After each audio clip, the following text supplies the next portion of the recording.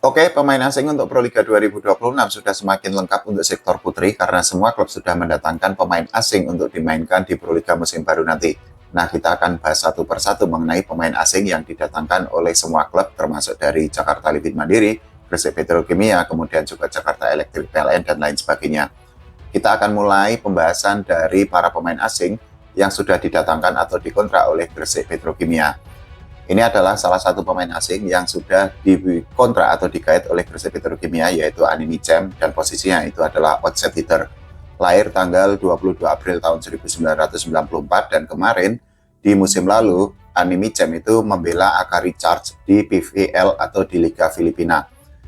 Nah, ini adalah statistik yang didapatkan oleh Animi Cem selama dirinya itu bermain atau membela Akari Charge di PVL, dan teman-teman bisa menilai sendiri apakah statistik yang didapatkan atau diraih oleh Animi Cem itu sangat bagus, sedang, atau buruk, dan kita diskusi sehat aja, jangan saling hujat, jangan menggunakan kata-kata kasar.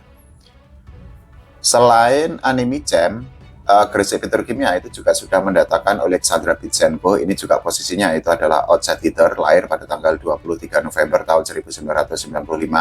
Dan di musim kemarin, sama seperti Animi Cem, Alexandra Bitsenko itu juga berkarir atau menjalani pertandingan di Liga Filipina atau PVL.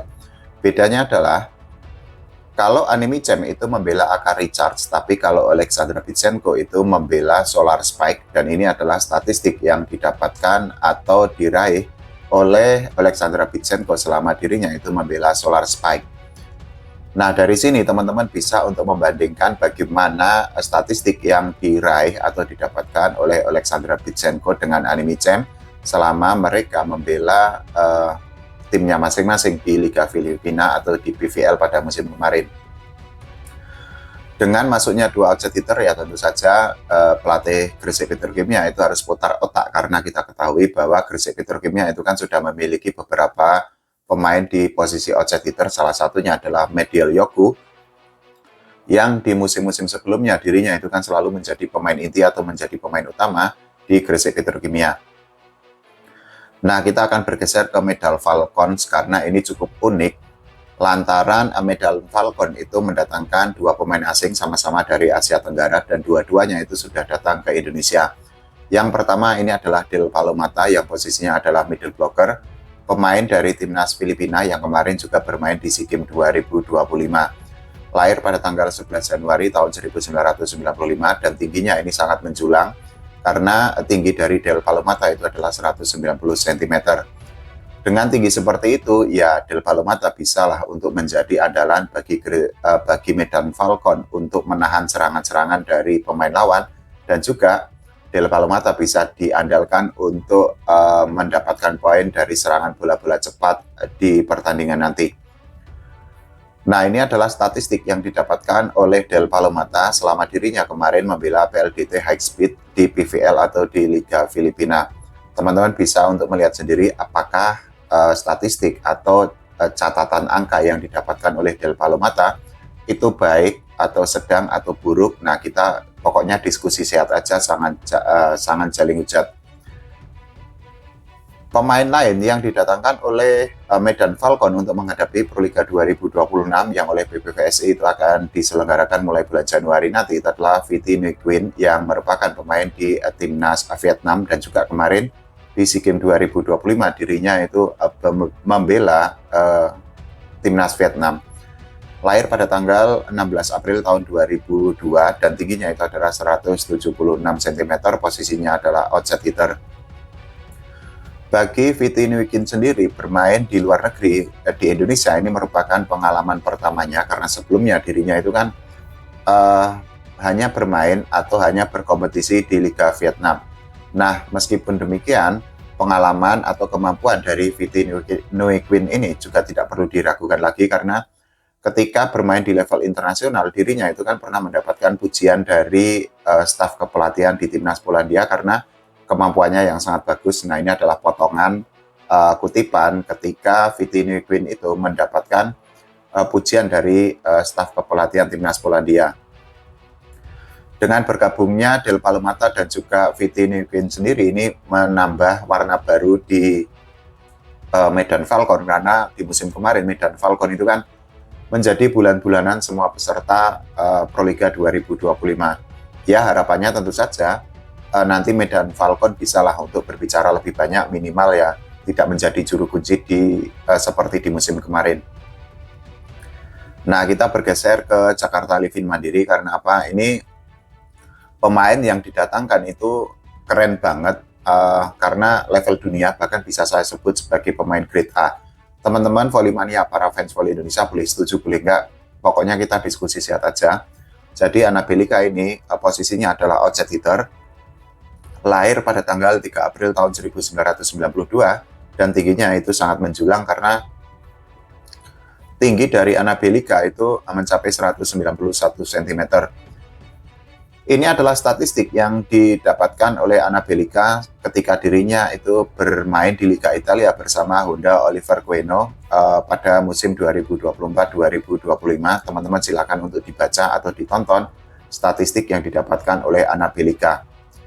Nah, selain membela di level klub, Anabelika ini kan juga menjadi pemain andalan di timnas Serbia, dan prestasi individunya atau prestasi secara kolektif ini juga keren banget karena Anabelika itu pernah membantu timnas Serbia itu menjadi juara di kejuaraan dunia tahun 2018 dan tahun 2022. Selain itu, Anabelika itu juga membantu timnas Serbia itu mendapatkan medali perunggu di Olimpiade 2020. Tidak hanya itu, juga sebelum bermain di Olimpiade di Tokyo, Anabelika itu juga membantu timnas Serbia menjadi juara Piala Eropa pada musim 2017 dan juga 2019. Selain itu juga dari prestasi di level klub ini juga sangat keren banget. Nah, ini adalah statistiknya. Ini adalah beberapa gelar yang didapatkan oleh Anabelika selama dirinya membela klub tidak hanya di Serbia tapi juga di negara lain. Nah, teman-teman bisa melihat apakah setuju dengan saya atau enggak kalau Anabelika itu disebut sebagai pemain grade A di Proliga 2026 nanti. Selain Anabelika, ini juga ada Cedo Aktas yang posisinya adalah outside hitter di Jakarta Livin Mandiri, tingginya 180 cm, beratnya 77 kg, jangkauan bloknya itu adalah 295 cm, sedangkan jangkauan speknya itu adalah 305 cm. Ini adalah statistik dari Cedo Aktas ketika dirinya itu membela Sarıyer Belediyesi di Liga Turki atau di Sultan Larlik. Teman-teman bisa untuk menyimpulkan apakah statistik yang didapatkan oleh Cedo Aktas ini bagus atau enggak. Ya, ini adalah statistik yang tidak bisa dibohongi karena data itu kan tidak bisa ditepuk-tepuk tuh. Nah, kita bergeser ke Jakarta Pertamina Enduro. Jadi dua pemain itu kan sudah didatangkan oleh Jakarta Pertamina. Yang pertama ada Wilma Salas, posisinya adalah outside hitter, lahir pada tanggal 3 September tahun 1991 dan tingginya itu adalah 188 cm. Musim kemarin, Wilma Salas itu bermain di Liga Italia bersama Roma Volley, dan ini adalah statistiknya yang didapatkan oleh Wilma Salas selama bermain di Liga Italia bersama Roma Volley. Silakan disimpulkan untuk teman-teman semua, untuk fans volley Indonesia, apakah statistik yang didapatkan oleh Wilma Salas itu bagus atau enggak. Nah, pemain asing kedua yang didatangkan oleh Jakarta Pertamina Enduro ini adalah Yana Sirban, lahir 6 September tahun 1989, tingginya 185 cm, dan ini adalah statistik yang didapatkan oleh Yana Sirban ketika dirinya bermain di Liga Italia bersama Talmason. Yana Sirban sendiri itu kan di musim kemarin dirinya itu juga membantu Jakarta Pertamina Enduro menjadi juara Proliga 2025. Ini artinya ya ada ambisi tersendiri dari Yana Sirban untuk membantu atau untuk membawa Jakarta Pertamina Enduro menjadi back-to-back juara di Proliga. Nah, kita bergeser ke Bandung BJB Tanda Mata. Ini satu pemain asing sudah diumumkan, yaitu Sonali Cidrau, lahir pada tanggal 20 Juni 1993, tingginya 182 cm, dan beratnya itu adalah 78 kg. Kita patut nantikan bagaimana performa dari Sonali Cidrau karena kemarin dirinya itu kan membantu tim menjadi juara di Liga Peru. Pemain asing yang perlu kita bahas ini dari Jakarta Popsi Football One, karena Jakarta Popsi Football One itu sudah mendatangkan Yon Kairapena yang posisinya itu adalah outside hitter. Ini adalah statistik yang didapatkan oleh Yon Kairapena selama dirinya itu membela Girdau Minas. Teman-teman silakan untuk nonton. Ini pemain juga grade A karena levelnya sudah VNL, level dunia, dan pengalamannya itu sangat panjang. Kemampuannya juga tidak perlu diragukan, tidak usah diperdebatkan. Sehingga nanti kehadiran dari Yon Kairapena itu tentu saja diharapkan bisa untuk membantu Jakarta Popsi Football One yang di musim kemarin menjadi runner up. Nah, di musim 2026 nanti diharapkan bisa untuk menjadi juara Proliga. Kita bergeser ke Jakarta Electric PLN. Ini satu pemain asing adalah Neriman Ozoy yang posisinya itu adalah outside hitter. Lahir pada tanggal 13 Juli tahun 1988, umurnya 37 tahun dan tingginya itu adalah 188 cm.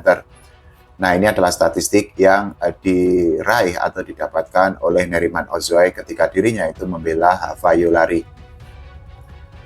Sama seperti pemain lainnya, silakan teman-teman untuk nonton atau untuk menyimpulkan apakah statistik yang didapatkan Neriman Ozoy ini keren banget atau enggak, atau justru biasa aja. Ya, kita bisa menyimpulkannya, kita bisa melihat dari perolehan angka yang diraih oleh Neriman Ozoy.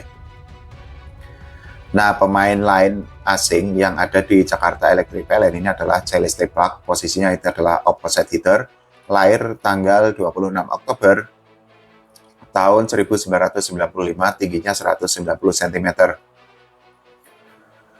Di musim kemarin, Celeste Plak itu membela Vero Milano di Liga Italia. Nah, ini adalah statistik yang didapatkan oleh Celeste Plak selama dirinya itu membela Vero Milano. Teman-teman bisa untuk menyimpulkan atau bisa untuk melihat sendiri bagaimana angka-angka atau statistik yang didapatkan oleh Celeste Plak ketika dirinya itu membela Vero Milano. Apakah oke, apakah biasa aja, atau justru tidak bagus? Ya, yang penting kita diskusi sehat aja ya. Nah, itu tadi adalah pemain-pemain yang sudah diumumkan oleh klubnya masing-masing untuk menghadapi Proliga 2026.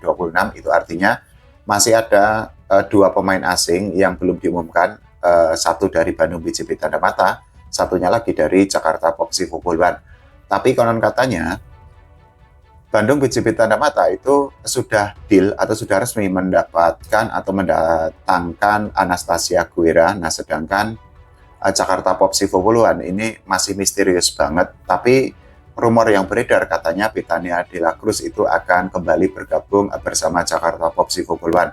Kalau Bethania De La Cruz itu benar-benar bergabung, ya ini merupakan sebuah suntikan tenaga, sebuah suntikan energi yang sangat besar bagi Jakarta Popsi Football One, karena Bethania De La Cruz itu kan pemainnya bagus banget, kemudian juga dirinya itu kan sudah mengenal atmosfer di Jakarta Popsi Football One, karena kemarin itu kan membela Jakarta Popsi Football One meskipun tidak sampai Proliga selesai. Nah, kalau menurut teman-teman semua bagaimana mengenai daftar lengkap pemain asing yang sampai saat ini itu sudah dikontrak oleh semua klub di Proliga 2026? Silahkan tulis di kolom komentar. Oh ya, jangan lupa ya, doakan timnas Indonesia itu berprestasi, dan juga kita doakanlah voli Indonesia semakin baik, dan juga Proliga 2026 itu semakin seru, semakin kompetitif, dan bermunculan pemain-pemain voli yang baru yang nanti akan menjadi tulang punggung timnas Indonesia. Oke, terima kasih teman-teman semua.